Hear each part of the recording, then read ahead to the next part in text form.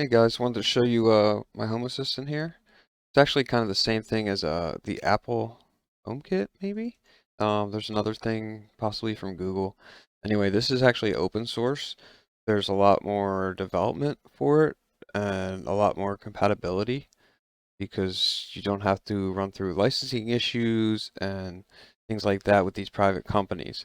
A lot of these private companies um, have programs on this, and if they don't, there's normally people that have made workarounds for pretty much anything in your house that is smart or can be made to be smart.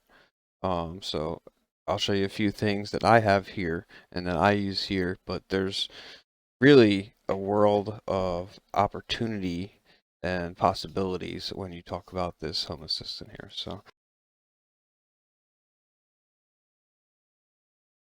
now this program can run simply on an old computer. You don't need to buy anything new really, you just need to install a new operating system and just run that constantly within your home on the network.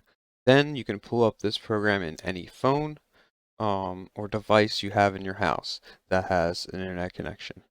You can do it on the computer, you can do it on your phone, do it on your tablet, and you don't need to ever touch that computer that has the program installed or the operating system installed on it ever again. You can leave that in a closet, you could hide that in a drawer, it doesn't matter. As long as it's on and running, you'll be fine. And it doesn't really turn off either. I have mine on a Raspberry Pi, which is a very small miniature computer, but if you don't have that and you'd like to just use an old laptop that still works, perfectly fine for the most part. Just want to make sure you have about 2 to 4 cores, or sorry, 2 to 4 threads. Um, I would say I would say 2 cores at least, but 2 to 4 threads at least. So, and then as far as RAM goes, like 4 gigs of RAM, I would say would be perfect. You really don't want to go much smaller than that, but you could. I think I might have 2 on mine. I'm not 100%, but it's probably 4 though. Um, anyway. So that's what you can do with that. And you can pretty much control anything in your house with it that is smart. And you can also pull in other things that are useful for you in your home. I can go through a few things here and show you some examples of what can be done with it. However, there's pretty much almost no limit to what you can do with it, and the ways people get things to work is pretty mind-boggling. Anyway, so let's push forward. We have the time here. Have the speed test, which is actually quite slow. This is my speed test of my internet right now, through this device, I believe, which is directly connected to the router. Then we have the camera there. That points at the front door. Now you can pull in any of your cameras too. You can set them up next to each other. You can set her up in little grids. I like them in windows like this. I keep this one up top because it's important. As you can see here, we have the thermostat, which is a Honeywell Wi-Fi thermostat. They have a specific integration that they made. Sign in with your Honeywell account, and voila. So here I'm going to turn the heat down a little bit on my wife. She won't know the difference. I think she's sleeping.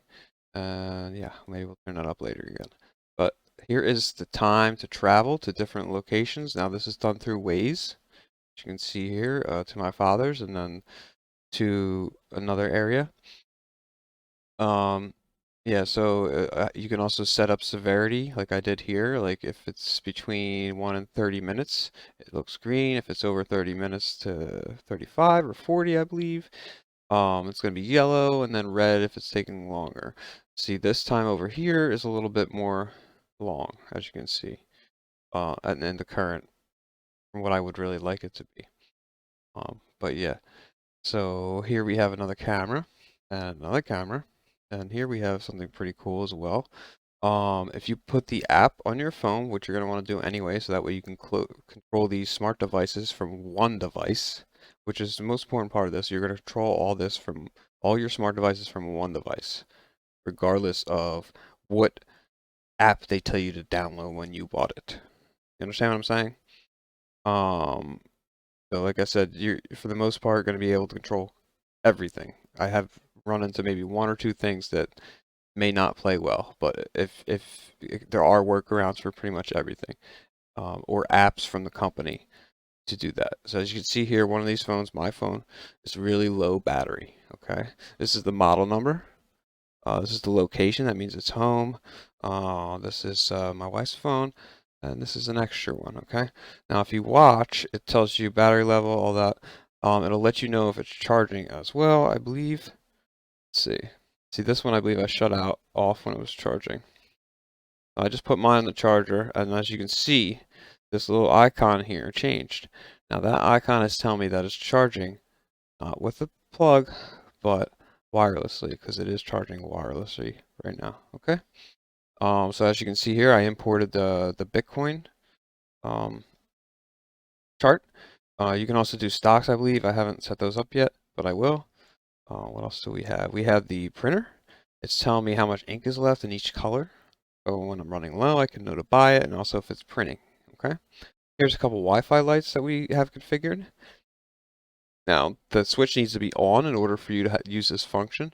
But say the switch is on, so all you got to do is turn this off if the switch is on, and you don't want to get up from the couch or something like that. So I have that. Or if you're away from the house, you can flick it on, and you can have a light in your area if you forgot to turn it on before you left to keep burglars, anyone else from knowing that you're not home. Here's just some stats on my PC.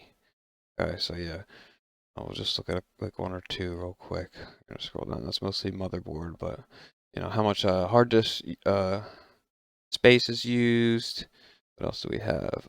The load on the core right now, and the clocks on the core.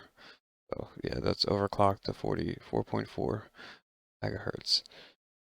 This is another ways.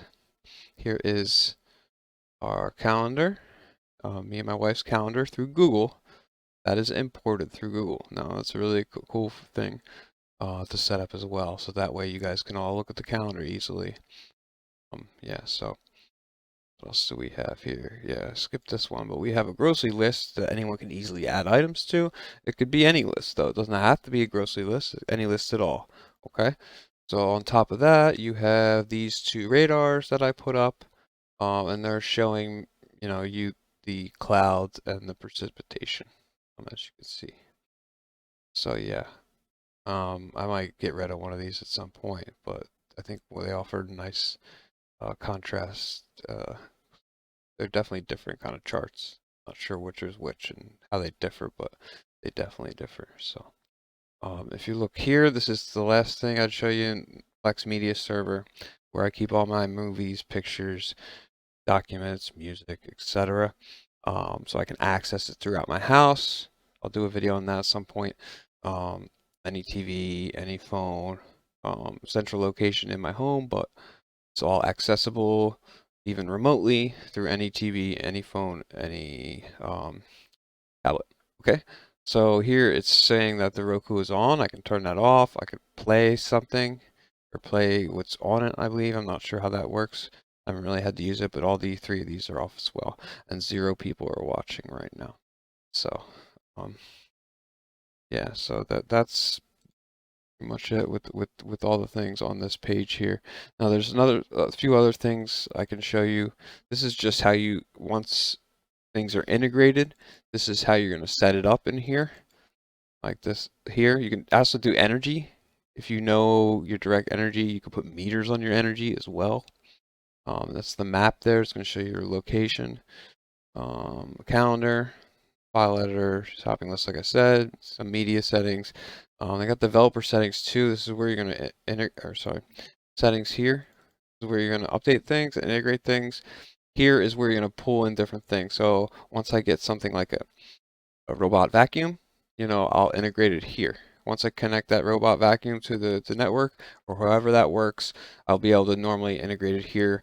These robot vacuum companies like Roomba, UEFI, and a couple others do have apps readily available. And like I said, the other ones that don't, normally there's a workaround or somebody that's created something already, since it is open sourced, that will work for you. So normally there's something around. You can manage areas and zones. Like you saw there, it said office light or family room light. Like those are all like areas or zones in my house. So when I have a new device, wherever its home location is, I set it to that zone. So that way you always know where it's at. There's different add-ons here. That's different than the integrations, but there's other functionality here with the add-ons that you can do. Set up NFC tags and QR codes. That's another cool thing you can do. QR codes where you can just scan something and that'll like a little QR code on your device or on your wall or something like that. You scan that like when you're about to start a movie and it does like a light show or something like that. There's different things you can do with that also, and then NFC tags as well. Let's see, what else can you do? Backups, that's pretty much it in here.